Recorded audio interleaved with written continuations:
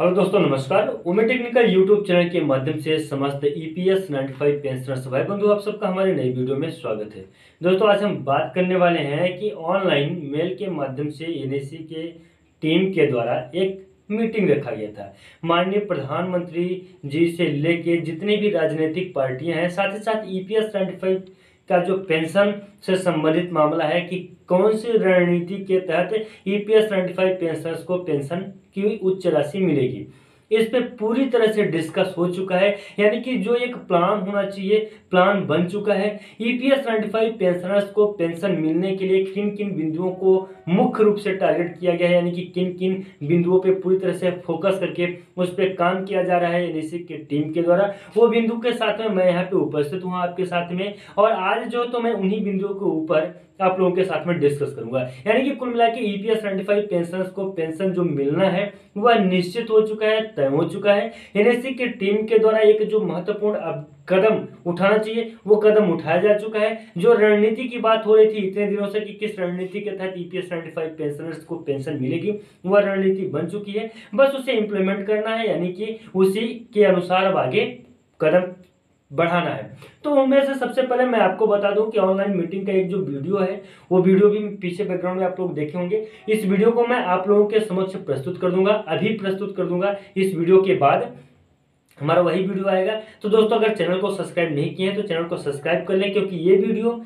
जो आने वाला है वो बहुत ही महत्वपूर्ण होने वाला है ईपीएस 95 पेंशनर्स को। मैं ये चाहता हूं कि जितने भी लोग पेंशनर्स हैं सब कोई उस वीडियो को भी देखें और आप इस वीडियो को भी देखें।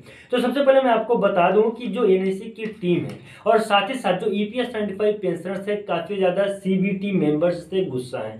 सीबीटी के ऊपर उनका काफी ज्यादा रोष है। अब सीबीटी के मेंबर्स के ऊपर गुस्सा होने के पीछे की वजह अगर हम जानने की कोशिश करेंगे तो सबसे प्रमुख वजह यही है कि ईपीएस 95 पेंशनर्स का जो मुद्दा है सीबीटी ने सही समय पे सही जगह पे उस मुद्दे को रखा नहीं, उठाया नहीं। हालांकि सीबीटी के जो मीटिंग से संबंधित बातें हमने अपने वीडियो के माध्यम से आप लोगों तक पहुंचाया है, बताया है। तो सीबीटी की कई सारी मीटिंग्स हुई हैं, उन मीटिंगों में ईपीएस 95 पेंशनर्स का जिक्र भी नहीं होता है। तो जो 5-7 सीबीटी के मेंबर्स हैं, सदस्य हैं, एनएससी की टीम उनसे डायरेक्ट जाके मुलाकात करेगी और उनको पकड़ेगी, उनका घेराव करेगी। ये बात फाइनल समझ के चलिए कि जो सीबीटी के मेंबर्स हैं उन्हीं के माध्यम से ईपीएस 95 पेंशनर्स की पेंशन में वृद्धि होगी।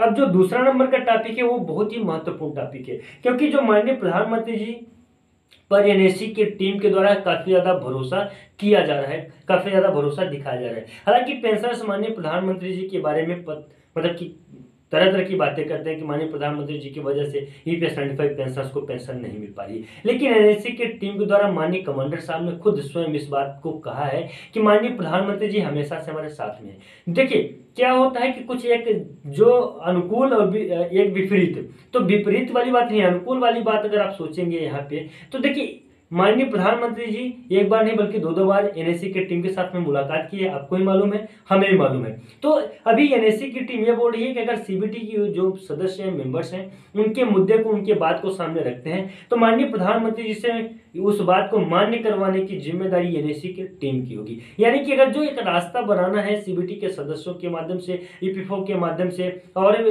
श्रम मंत्री के माध्यम से, तो अगर वो बन जाता है तो माननीय प्रधानमंत्री जी अगर अड़चन डालें तब आप बोलिएगा। माननीय प्रधानमंत्री जी से डायरेक्ट एनएससी की टीम जो तो उनसे अपने पक्ष में या प्रधानमंत्री जी पर इतना ज्यादा उनको भरोसा है एनएससी की टीम को कि उनसे वो बात को मनवा लेंगे। हालांकि अब चलिए आगे की मैं बात करूं कि संख्या कम है लेकिन इतना भी कम नहीं है।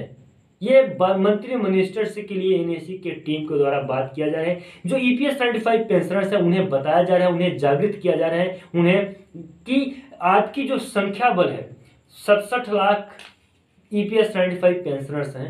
67 लाख पेंशनर्स कम नहीं होते हैं, 67 लाख पेंशनर संख्या बल में कम नहीं है। वो अगर अपने राज्य के, अपने जो राज्य है या अपने जहाँ के वो रहने वाले हैं वहाँ के एमपीएस को पकड़ें, एमपीएस का घेराव करें, तो ये जो जहाँ के मंत्री हैं वहाँ के जितना अगर लोकेशन में देखा जाए तो कम से कम जो ईपीएस 95 पेंशनर्स हैं 50 से 100, 20, 30 जो भी इकट्ठे होते हैं वो मंत्रियों के पास में जाएंगे, उनके पास में गुहार लगाएंगे। हालांकि इससे पार्टी का कोई मतलब नहीं रहेगा, पार्टी का चाहे वो पक्ष की पार्टी हो चाहे विपक्ष की पार्टी हो, वो उनसे जाके मुलाकात करेंगे, उनका घेराव करेंगे, जरूरत पड़ेगी तो उनके घर के सामने आंदोलन भी दिया जाएगा। तो ये एनएससी की टीम के द्वारा इस प्रकार की बड़ी बड़ी बातें ईपीएस 95 पेंशनर्स के उच्च पेंशन के दिलाने के लिए जो एक मतलब कि प्लान होना चाहिए, एक रास्ता जो बता रहे थे कि एक रणनीति के तहत काम को आगे किया जाएगा, बढ़ाया जाएगा, और पूरे भरोसे के साथ में कि ईपीएस 95 पेंशनर्स को उच्च पेंशन मिल के रहेगी या दिला के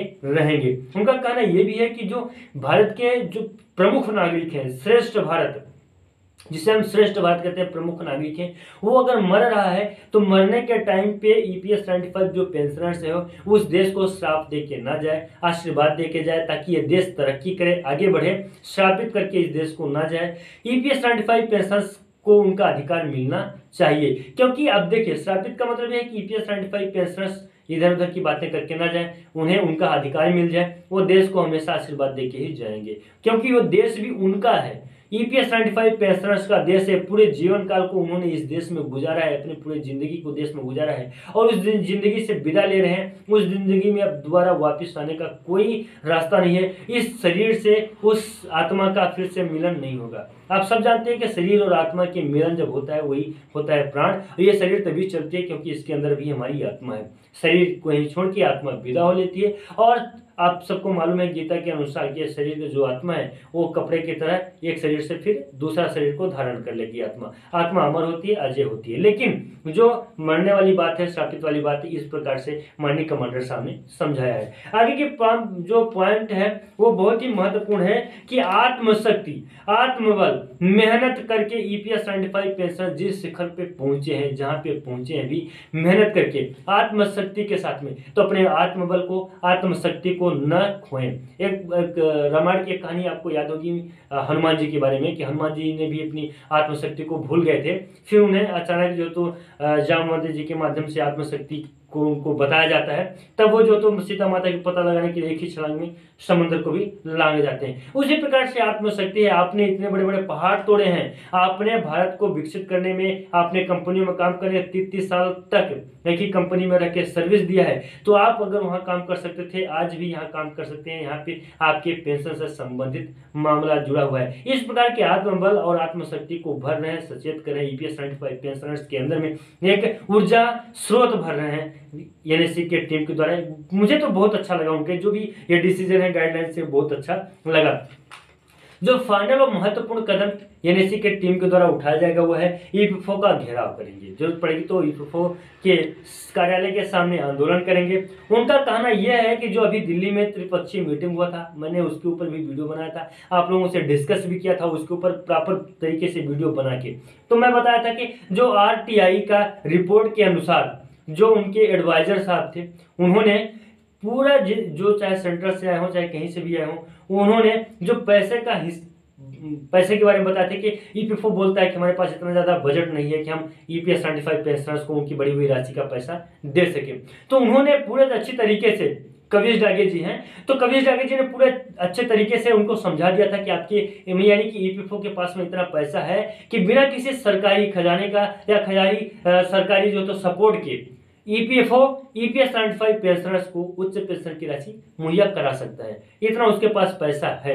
इसके बावजूद भी ईपीएफओ ईपीएस 95 पेंशनर्स को उच्च पेंशन की राशि नहीं दे रहा है। अब एनएससी के टीम का यह कहना है कि ईपीएफओ के पास में जो पैसा है वो कहाँ है, उसका कहाँ पे उपयोग किया जा रहा है, उस पैसे का हिसाब लेने के लिए अभी तक कोई भी क्यों नहीं सामने आया। उस पैसे का हिसाब लेने के लिए कोई भी सरकारी संस्था या सरकारी कर्मचारी क्यों नहीं उसका हिसाब लेते हैं। वो हिसाब अब एनएससी के टीम के द्वारा लिया जाएगा, क्योंकि जो ईपीएस 95 पेंशनर्स है वो पैसा उनका है, ईपीएस 95 पेंशनर्स का पैसा है, और ईपीएस 95 पेंशनर्स से ही छुपा हुआ है। ईपीएस 95 पेंशनर्स को ही नहीं मिल पा रहा है, इसलिए ईपीएस 95 पेंशनर्स ही उसका हिसाब लेंगे, क्योंकि ईपीएस 95 पेंशनर्स ने पैसा दिया है, जो देता है वही उसका हिसाब लेता है। तो ये मतलब कि बड़ी बड़ी बातों के साथ में ईपीएस 95 पेंशनर्स के लिए एनएससी की टीम काम कर रही है। आपका एनएससी के टीम की जो सुझाव हैं, जो बड़े बड़े पॉइंट्स मैंने बताए हैं, अभी जो अपडेट्स एनएससी के माध्यम से ईपीएस 95 पेंशनर्स को उच्च पेंशन के लिए सामने निकल के आ रही है, वो आपको कैसा लगा आप कमेंट कर हमें जरूर बताएं। साथ ही साथ ये भी बताएं कि एनएससी के टीम के द्वारा जो ये बड़े बड़े बिंदुओं के ऊपर चर्चाएं की जा रही हैं और ये जो रणनीति जो ईपीएस 95 पेंशनर्स को उच्च पेंशन दिलाने के लिए बनाई जा रही है रणनीति, इस रणनीति के तहत आपको क्या लगता है कि ईपीएस 95 पेंशनर्स की पेंशन में वृद्धि को लेकर कब तक कोई नई अपडेट आ जाएगी? हालांकि इससे संबंधित कोई भी अपडेट आएगी उसकी जानकारी तो मैं अपने वीडियो के माध्यम से आप लोगों तक पहुंचाऊंगा ही, लेकिन आप लोगों के क्या राय है, क्या विचार है, आप हमें कमेंट कर जरूर बताएं। दोस्तों आज के लिए बस इतना ही था, मिलता हूं किसी नए वीडियो में और नए अपडेट में। लेकिन आपको ये वीडियो कैसा लगा कमेंट कर जरूर बताएं और चैनल पर अगर नए हो तो चैनल को सब्सक्राइब कर ले, वीडियो को शेयर कर दें। ईपीएस 95 पेंशन से संबंधित छोटी या बड़ी खबर, जो कुछ भी खबर आएगी उसकी संपूर्ण जानकारी आपको हमारे वीडियो के माध्यम से मिल जाएगी। दोस्तों मिलते हैं किसी नए वीडियो में और नए खबर में, तब तक के नमस्कार, जय हिंद, जय